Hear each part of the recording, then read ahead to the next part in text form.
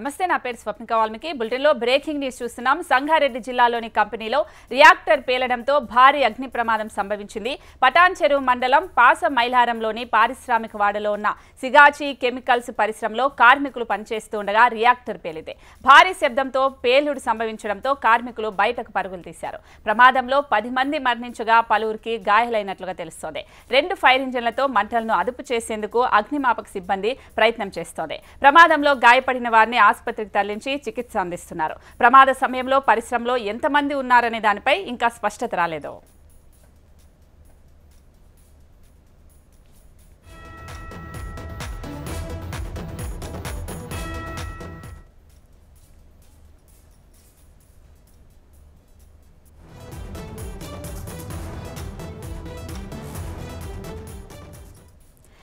Breaking news చూస్తున్నాం సంగారెడ్డి జిల్లాలోని కంపెనీలో రియాక్టర్ పేలడంతో భారీ అగ్ని ప్రమాదం సంభవించింది పటాన్ చెరువు మండలం పాస మైలారంలోని పారిశ్రామిక వాడలో ఉన్న సిగాచి కెమికల్స్ పరిశ్రమలో కార్మికులు పనిచేస్తుండగా రియాక్టర్ పేలింది భారీ శబ్దంతో పేలుడు సంభవించడంతో కార్మికులు బయటకు పరుగులు తీశారు ప్రమాదంలో 10 మంది మరణించగా పలువురికి గాయాలయ్యాయి అయితే 2 ఫైర్ ఇంజన్లతో మంటలను అదుపు చేసేందుకు అగ్నిమాపక సిబ్బంది ప్రయత్నం చేస్తోంది ప్రమాదంలో గాయపడిన వారిని ఆసుపత్రికి తరలించి చికిత్స అందిస్తున్నారు ప్రమాద సమయంలో పరిశ్రమలో ఎంతమంది ఉన్నారనే దానిపై ఇంకా స్పష్టత రాలేదు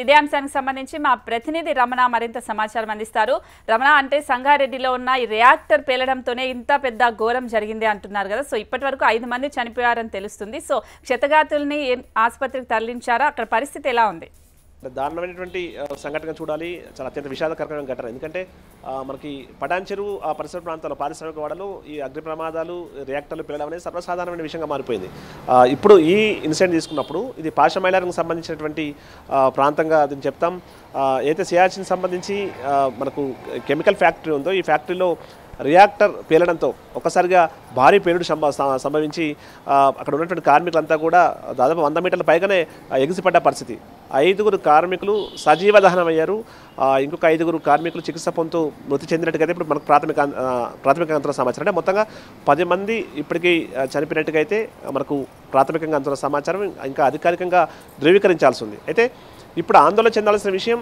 లోపల చిక్కుకున్న వారికి సంబంధించి ఇంకా పూర్తి స్థాయిలో స్పష్టత రాలేదు చాలామంది ఫోన్లు పనిచేయడం లేదు ఇన్సిడెంట్ జరిగినప్పుడు పెద్ద మొత్తంలో జనాలు ఉన్నారు 20 మంది పైగానే జనాలు ఉన్నట్టుగా చెప్తున్నారు మరి వాళ్ళలో మిగతా వారంతా ఏమయ్యారనేటువంటి ఆందోళన అయితే ప్రస్తుతం వ్యక్తం అవుతుంది మరి ఫోన్లు చేస్తే ఫోన్లన్నీ కూడా కలవట్లేదు ఈ క్రమంలో ఏం జరిగిందనే అంటే రెస్క్యూ ఆపరేషన్ అయితే కొనసాగుతోంది 11 ఫైర్ ఇంజన్ల సహాయంతో మొత్తం మంటలు ఆర్పేందుకు ప్రస్తుతం తీవ్రంగా ప్రయత్నాలు జరుగుతున్నాయి మరోవైపు శిథిలాల కింద చిక్కున్న వారిని కూడా రక్షించే ప్రయత్నం వేగంగా కొనసాగిస్తున్నారు చాలా అంటే ఇటు ఫైర్ సిబ్బందే కాదు రెవెన్యూ వీళ్ళు కాకుండా హైడ్రాకు సంబంధించినటువంటి టీమ్స్ కూడా చేరుకున్నాయి పెద్ద ఏవైతే ఫైర్ ఇంజన్లు చేరుకున్న తర్వాత వారందరినీ కూడా సేఫ్గా బయటకు తీసే ప్రయత్నం అయితే ప్రస్తుతం కొనసాగుతోంది అక్కడ స్థానికంగా ఉన్న కలెక్టర్ ఎస్పీ కూడా చేరుకున్నారు అటు ప్రావీణ్య కలెక్టర్ తర్వాత పరితోష్ ఎస్పీ వారు చేరుకొని దగ్గరుండి మరి ఏర్పాటును పరిశీలిస్తున్నారు ఇన్సిడెంట్ జరిగిన సమయంలో వారంతా కూడా పనుల నిమగ్నమైన సందర్భంలో ఒక్కసారిగా భారీ పెళ్లితో ఈ మొత్తం పెళ్లి సంభవించినట్టుగైతే ప్రత్యక్ష సాక్షి చెప్తున్న పరిస్థితి కనిపిస్తోంది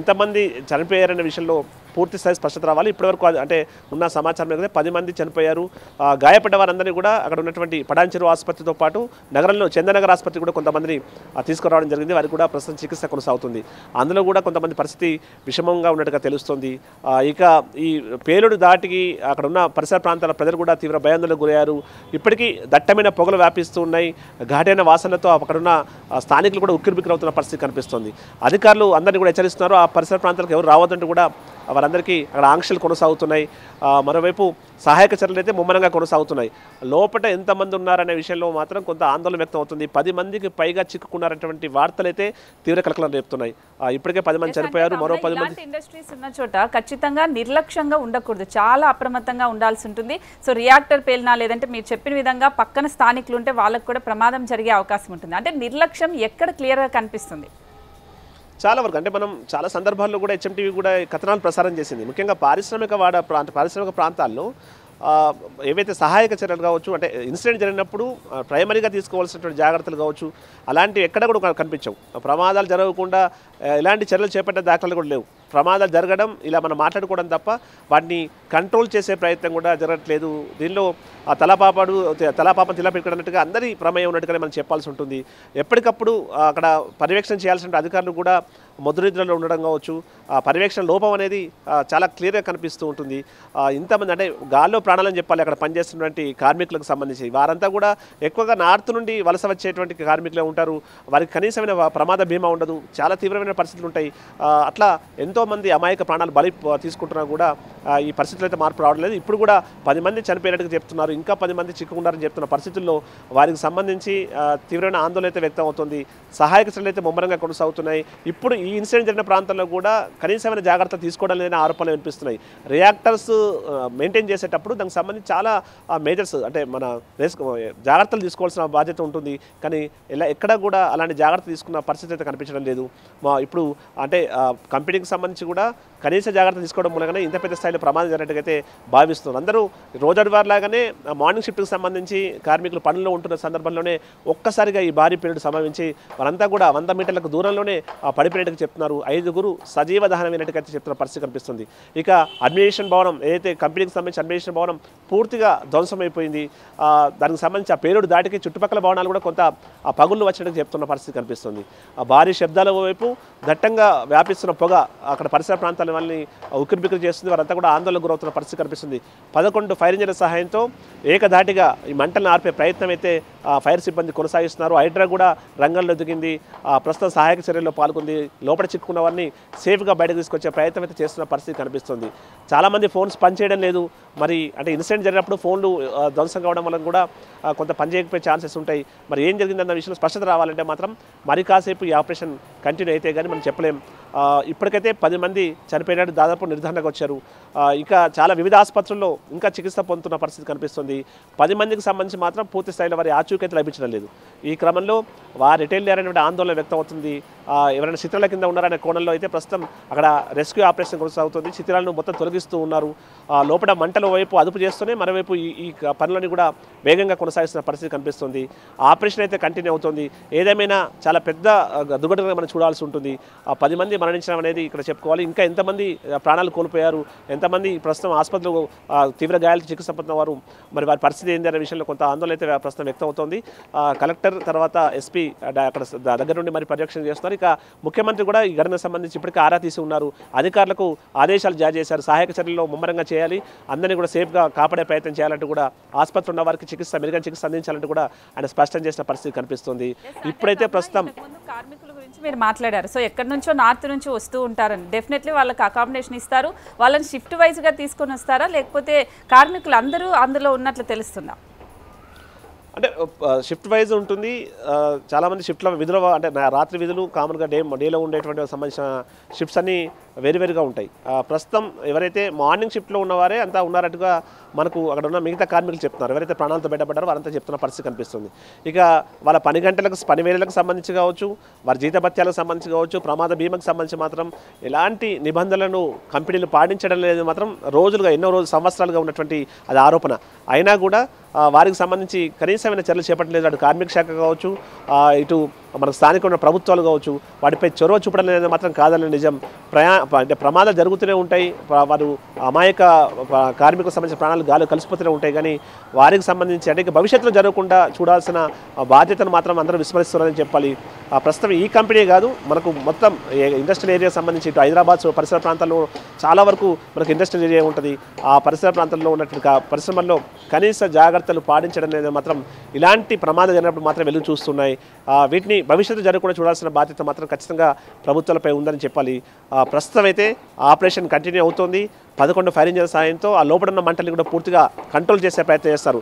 మంటలు కొంత అదుపులోకి వచ్చాయి కానీ పొగ మాత్రం దట్టంగా పొగ వ్యాపిస్తుంది. ఇక అది కెమికల్ ఫ్యాక్టరీ కాబట్టి ఆ ఘాటైన వాసనలు అంతా లోపల ఉన్న కెమికల్ మూలంగా ఆ వాసనల మూలంగా కూడా అక్కడ కొంత సహాయక సిబ్బందికి అస్వస్థత గురయ్యే పరిస్థితి ఉంటుంది. కాబట్టి వారంతా కూడా మాస్కులతో దానికి సంబంధించిన జాగ్రత్తలతో లోపలికి వెళ్ళారు. అది కూడా కొంత ఆపరేషన్కి అవరోధంగా మారుతుంది. అక్కడ ఆ చుట్టుపక్కల వారిని కూడా ఎవరిని కూడా ప్రమాదం వైపు ఇటు ఇన్సిడెంట్ ప్లేస్కు రావద్దంటూ కూడా అధికారులు హెచ్చరికలు జారీ చేశారు. ఆ ఆంక్షలు కూడా ప్రస్తుతం అక్కడ కంటిన్యూ అవుతున్న పరిస్థితి ఉంది. ఏదేమైనా ప్రస్తుతం 10 మంది చనిపోయారు. నెంబర్స్ని మేము మాట్లాడాలని ట్రై చేసాము, స్ట్రేస్ చేయాలని చూసాము, బట్ అవ్వలేదు అన్నారు. అంటే కంపెనీకి సంబంధించిన యాజమాన్యం ఎవరైనా మాట్లాడారా? సో ఫోన్స్కి సంబంధించి ఎవరితో మాట్లాడాలనుకున్నారు? దీనికి సంబంధించిన సమాచారం ఏంటి? చాలా దారుణమైన విషయం ఏంటంటే అసలు షిఫ్ట్లో ఎంతమంది ఉన్నారనే విషయం అక్కడ ఉన్నటువంటి సిబ్బంది కూడా పూర్తి స్థాయిలో తెలియదు. దీన్ని బట్టి మనం అర్థం చేస్తుంది వారి నిర్లక్ష్యం ఏ స్థాయిలో ఉందో.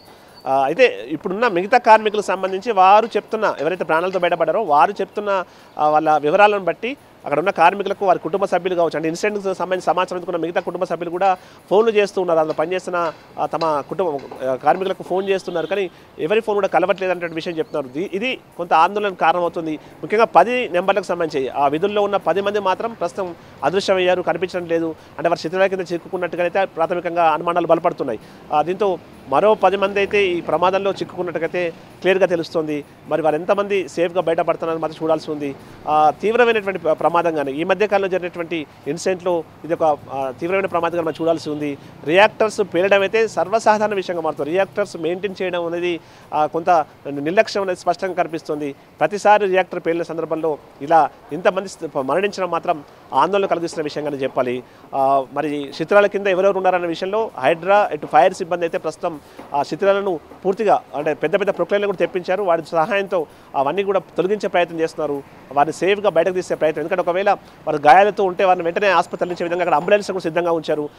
ఇక ఓన్లీ కేవలం సంగారెడ్డి ఆ పరిసర ప్రాంతంలో ఆసుపత్రులే కాకుండా మనకి హైదరాబాద్ చందానగర్ మనకు బార్డర్లో ఉంటుంది కాబట్టి సంగారెడ్డికి సంబంధించిన వారంతా కూడా ఇటు చందానగర్ ఆసుపత్రికి కూడా తీసుకొస్తున్న పరిస్థితి కనిపిస్తుంది. ప్రస్తుతం అయితే రసాయన అంటే కెమికల్ కంపెనీస్లో ఎప్పుడు కూడా ఏదో ఒకటి జరుగుతూ ఉంటాయి. బట్ కార్మికులు అనే వాళ్ళు నిజంగానే అక్కడ వాళ్ళ ప్రాణానికి కూడా పెద్దగా విలువ ఉన్నదని చెప్పాలి. ఎందుకంటే ఏదో నష్టపరిహారం ఇస్తారు, వదిలేస్తూ ఉంటారు కదా. సో యాజమాన్యం ఏదైనా దీనికి సంబంధించి ఏదైనా మాట్లాడే ప్రయత్నం చేసిందా? ప్రస్తుతం అయితే ఇంకా అంటే సహాయక చర్యలు కొనసాగుతున్న ఈ క్రమంలో వారైతే ప్రస్తుతం అదే పనిలో బిజీ ఉన్నారు. ఇంకా ఎవరు కూడా దీనికి సంబంధించి మాట్లాడలేదు. అంటే ఇప్పుడు మనకు ఇన్సిడెంట్ అయిపోతే అప్పుడు అధికారులు కావచ్చు మిగతా కూడా దానికి సంబంధించి మాట్లాడే అవకాశం అయితే కనిపిస్తుంది. కానీ కార్మికులకు సంబంధించి వీరంతా ఇతర రాష్ట్రాలకు సంబంధించి వారు కావడంతో ప్రమాదం జరిగినప్పుడు ఇక్కడ వారికి సంబంధించి మాట్లాడేవారు ఉండకపోవడం కూడా కొంత మైనస్ అవుతుంది. వారు నాన్ లోకల్స్గానే చూస్తున్నారు కాబట్టి ఏదో నష్టపరిహారం చిన్న స్థాయిలో పరిహారం అప్పచెప్పడం ఈ మొత్తం క్లోజ్ చేసుకోవడం అనేది సర్వసాధారణంగా జరుగుతున్న విషయం. కానీ ఒక ప్రమాదం జరిగినప్పుడు దానికి సంబంధించి అనేకటువంటి నిబంధనలు ఉంటాయి. ఆ ప్రమాద బీమా ఉంటుంది. ఆ ప్రమాద బీమా లేకుండా కూడా వారితో పనులు చేయించుకోవడం అనేది అత్యంత దారుణమైన విషయం అని చెప్పాలి. ఎవరి ప్రాణమైనా ప్రాణంగానే చూడాల్సి ఉంటుంది. ఎంతోమంది ఇవాళ హైదరాబాద్ మహానగరం చుట్టుపక్కల చాలా డెవలప్ అవుతుంది, వేగంగా శరవేగంగా అభివృద్ధి చెందుతుంది. ఈ క్రమంలో ఎన్నో పరిశ్రమలు వెలిసాయి, ఎన్నో అంటే భవన నిర్మాణ కార్మికులు పనిచేస్తున్నారు.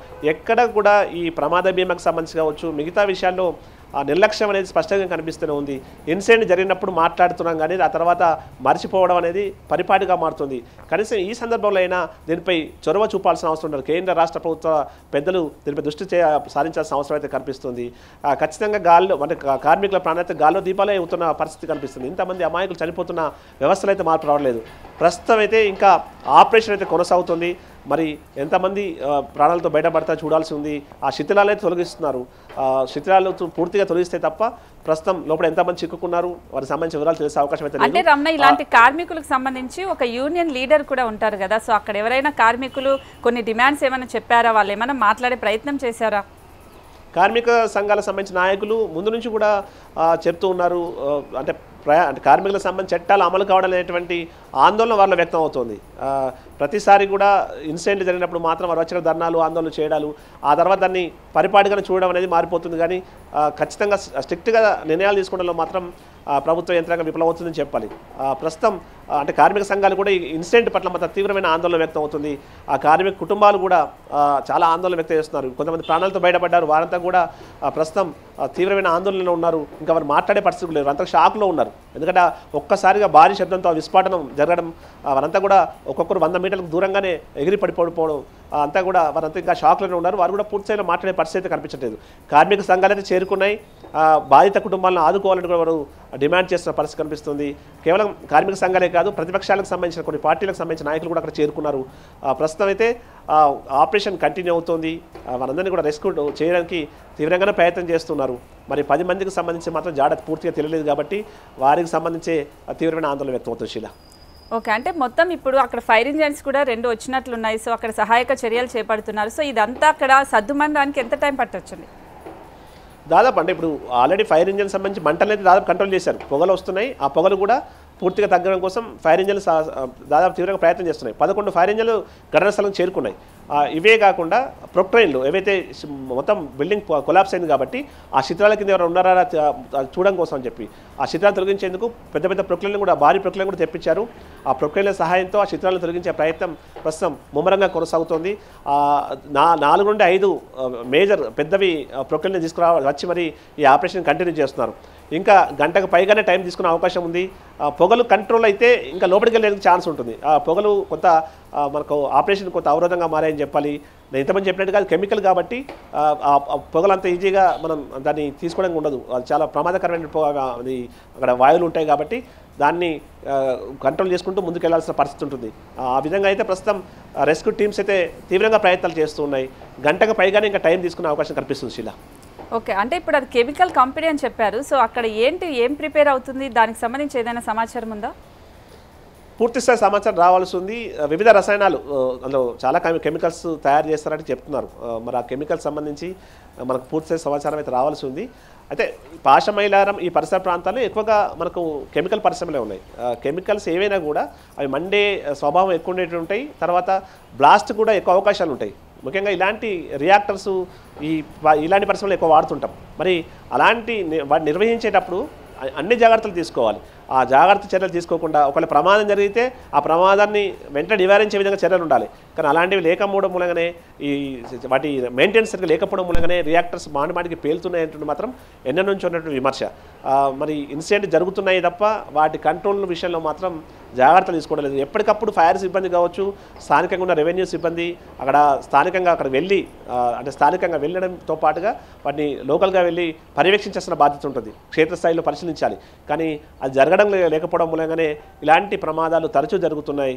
ఎప్పుడు ప్రమాదం జరిగినప్పుడు మాట్లాడుకుంటున్నాం కానీ ఆ తర్వాత మర్చిపోతున్నాం.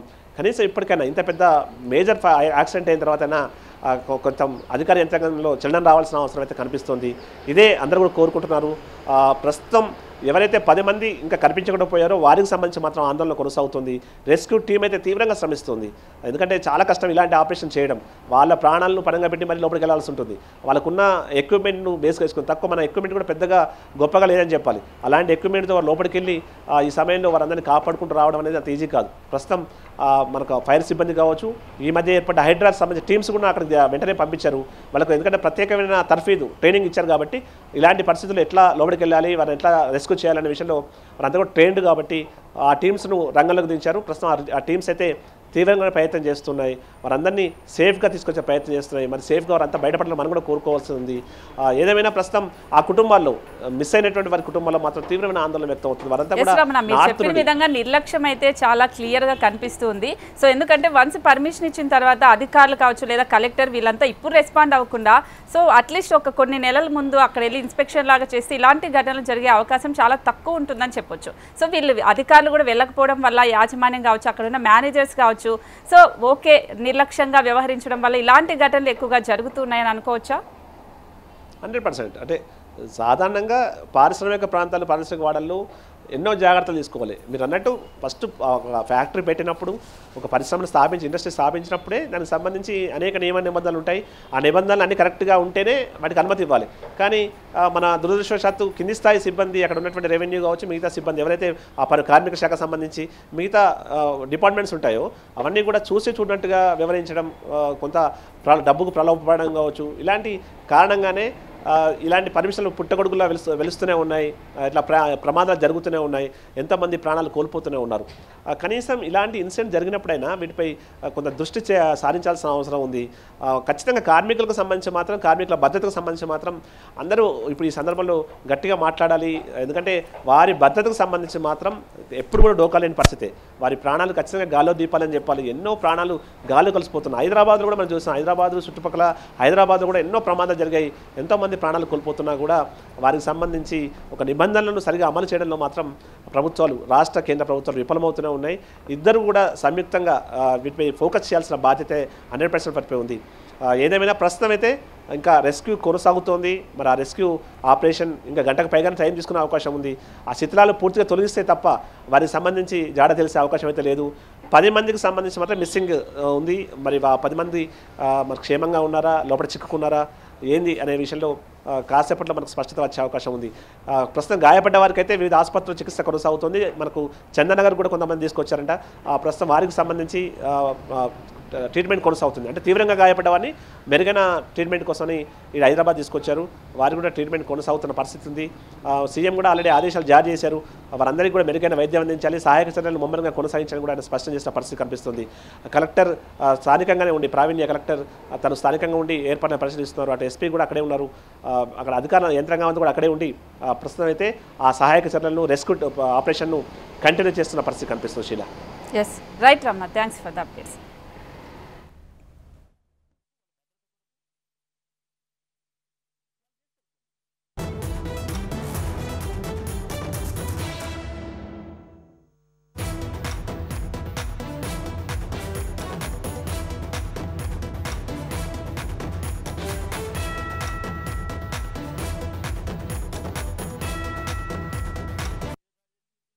ఎస్ బ్రేకింగ్ న్యూస్ చూస్తున్నాం. సంగారెడ్డి జిల్లాలోని కంపెనీలో రియాక్టర్ పేలడంతో భారీ అగ్ని ప్రమాదం సంభవించింది.